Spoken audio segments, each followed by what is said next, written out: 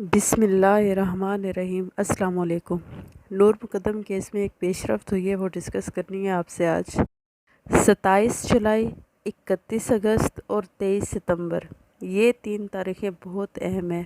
ان 3 تاریخوں میں امریکہ کی مداخلت کی گئی ہے نور مقدم کیس میں، اور آہستہ آہستہ مداخلت زیادہ ہو رہی ہے۔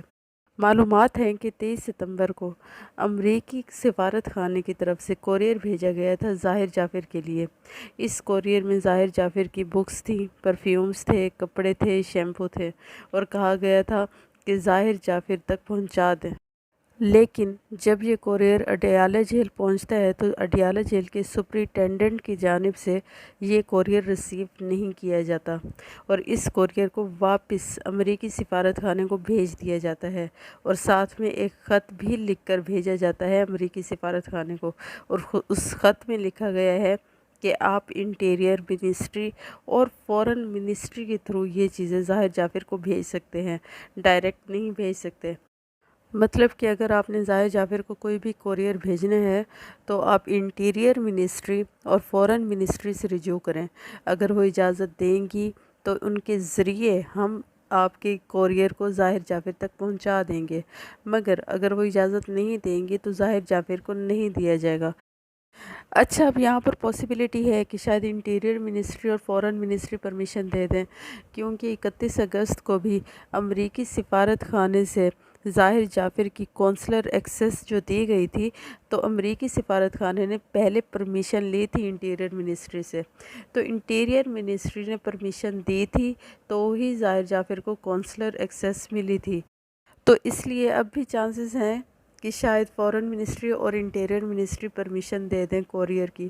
اگر انہوں نے پرمیشن دے دی تو ظاہر جعفر کو کورئر پہنچا دیا جائے گا۔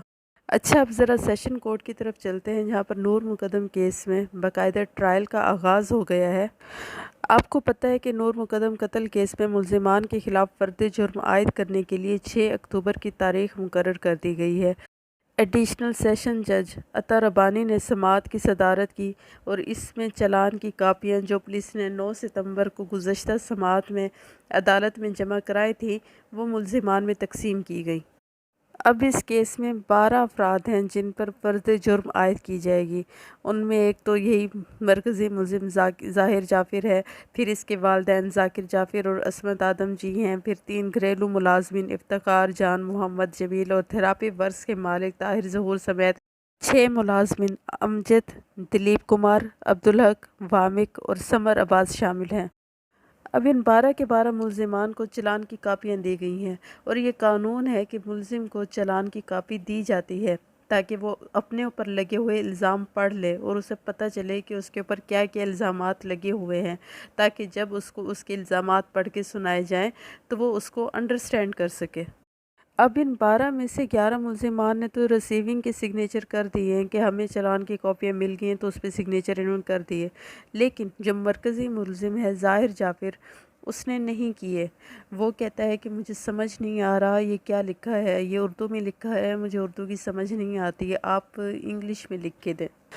تو اس وجہ سے اس نے ریسیونگ کے لیے سائن نہیں کیے، لیکن یہ کوئی اتنا بڑا مسئلہ نہیں ہے، اس کی وجہ سے کیس پہ کوئی خاص امپیکٹ نہیں پڑنے والا۔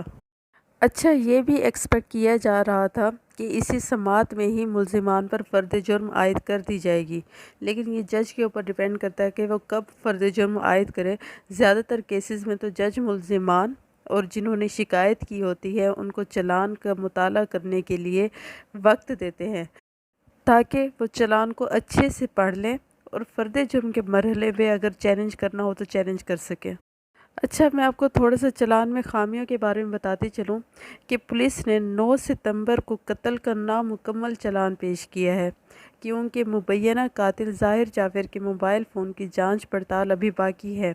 اس کا ڈیٹا عدالتی ریکارڈ میں جمع کرانے کے لیے حاصل نہیں کیا گیا ہے۔ اس معاملے کے تفتیشی افسر نے بتایا کہ ملزم کے موبائل فون کو وقوع کے دن نقصان پہنچا تھا، جس کی وجہ سے ڈیٹا حاصل نہیں کیا جا سکا۔ تاہم ایک درخواست عدالت میں دائر کی گئی تھی جس میں موبائل فون کی مرمت کی اجازت مانگی گئی تھی، کیونکہ اس سے استغاثہ کے کیس کو مضبوط بنانے کے لیے مفید شواہد مل سکتے ہیں۔ اب دیکھیں کتنی عجیب بات ہے کہ ابھی تک آئی فون کا ظاہر کے آئی فون سے ڈیٹا ریکور نہیں ہو سکا، لیکن پولیس کا جو چلان ہے، پولیس کے چلان نے ظاہر جعفر کے فون کا بڑے پیمانے پر حوالہ دیا ہے، جس سے وہ اکثر اپنے والدین اور دوسروں سے بات کرنے کے لیے استعمال کرتا تھا۔ اس کے علاوہ میں آپ کو بتاؤں کہ چلان کے مطابق نور مقدم کا قتل ہونے کے بعد بھی ظاہر جعفر کا موبائل فون کام کر رہا تھا، کیونکہ چلان میں کہا گیا ہے کہ مبینہ قاتل کی ذاکر جعفر سے، مطلب ظاہر جعفر کے اپنے والد ذاکر جعفر سے بات ہوئی، اور ذاکر جعفر نے اپنے بیٹے کو اطمینان دلایا کہ تم پریشان نہ ہو، میں لوگوں کو بھیج رہا ہوں، وہ آئیں گے اور تمہیں بچائیں گے اور لاش کو ٹھکانے لگائیں گے۔ اس کے علاوہ حیران کن بات یہ بھی ہے کہ تفتیشی افسر نے موبائل فون کو ٹھیک کرانے کی درخواست شروع میں دائر کیوں نہیں کرائی۔ اس کے علاوہ یہ بھی کہا جا رہا ہے کہ پولیس نے انسداد دہشت گردی ایکٹ اور حدود آرڈیننس کی دفعات نہیں لگائیں۔ اگر یہ دفعات لگائی جاتی تو عدالت کے باہر ملزمان کا تسویہ کرنا مشکل ہو جاتا۔ چونکہ جرم کو پیچیدہ بنایا جا سکتا ہے، اس لیے ملزمان متاثرہ خاندان کے ساتھ سمجھوتہ کر سکتے ہیں، اور اس تصفیے کو روکنے کے لیے کوئی قانون موجود نہیں ہے۔ میں آپ کو بتاتے چلوں کہ اسلام آباد سیشن کورٹ کے حالیہ اعداد و شمار نے انکشاف کیا ہے کہ 80% سے زائد مقدمات میں مبینہ زیادتی کے مجرموں کو عدالت نے کمزور پروسیکیوشن، ناقص تفتیش یا عدالت سے باہر تصفیہ کی وجہ سے بری کر دیا ہے۔ اب کچھ وکلاء کا یہ بھی کہنا ہے کہ پولیس نے زخمی تھراپی ورکر کو اس کیس میں بطور ملزم ملوث کر کے اپنا کیس کمزور کیا ہے۔ انہوں نے کہا ہے کہ وہ ایک اہم گواہ بن سکتا تھا کیونکہ اس نے مقتول کے خون میں لت پت جسم کو دیکھا اور ظاہر جعفر کے حملے کا شکار بنا تھا، جس سے اسے شدید چوٹیں آئیں۔ زخمی گواہ کی گواہی بہت اہمیت رکھتی ہے، اس لیے زخمی ملزم کو وعدہ معاف گواہ بنا لینا چاہیے۔ اب یہ ایک کنٹروورشل بات ہے کیونکہ امجد گواہی دے ہی نہیں رہا تھا، حتیٰ کہ اس پر جو قاتلانہ حملہ کیا ظاہر جعفر نے، تو امجد نے اس کی رپورٹ بھی درج نہیں کرائی تھی۔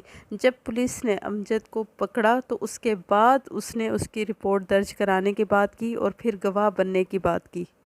اچھا، اب کچھ وکلاء کا یہ بھی کہنا ہے کہ پولیس کے چلان میں 18 گواہوں کا حوالہ دیا گیا ہے اور ان میں تمام تقریباً سرکاری اہلکار ہیں۔